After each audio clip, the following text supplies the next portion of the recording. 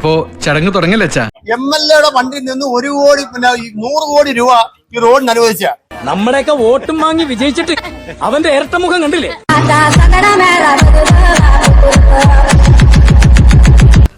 എന്തോ നടേ ഇത്, എന്താ പ്രശ്നം? ഇപ്പൊ അനുവദിച്ചിട്ട് 3 വർഷത്തിൽ പുറത്തായി. അധികാരപ്പെട്ടവർ വന്ന് റോഡ് വന്ന് കാണാതോ അല്ലെങ്കിൽ ഇതിന്റെ കോൺട്രാക്ടർമാര് വരാതോ ഇവിടെ നിന്നിക്കുന്ന പരിപാടിയില്ല. ഗുരുതരമായ ഒരു പ്രതിസന്ധി കടന്നു വന്നിരിക്കുകയാണ്. റോഡ് നിയമവശമില്ലെങ്കിൽ സർക്കാർ റോഡ് പണിയാൻ പറയാം. ആരാടോ ഉപ്പുമുട്ട് കെട്ടിയെടുത്തത്? പറയുന്നതിലും കാര്യമുണ്ട്. ഒരുപാട് ജീവൻ ഇന്നത്തെ നഷ്ടപ്പെടും. ആ ജീവനൊക്കെ വാർഡ് മെമ്പർ സമാനം പറയേണ്ടി വരും. നാട്ടിലുള്ള കാര്യം നോക്കിയാൽ ഞങ്ങൾ വീട്ടിൽ പോയിരിക്കാൻ പറഞ്ഞോട്. അങ്ങനെ പറയരുത്. 6-ാം തീയതി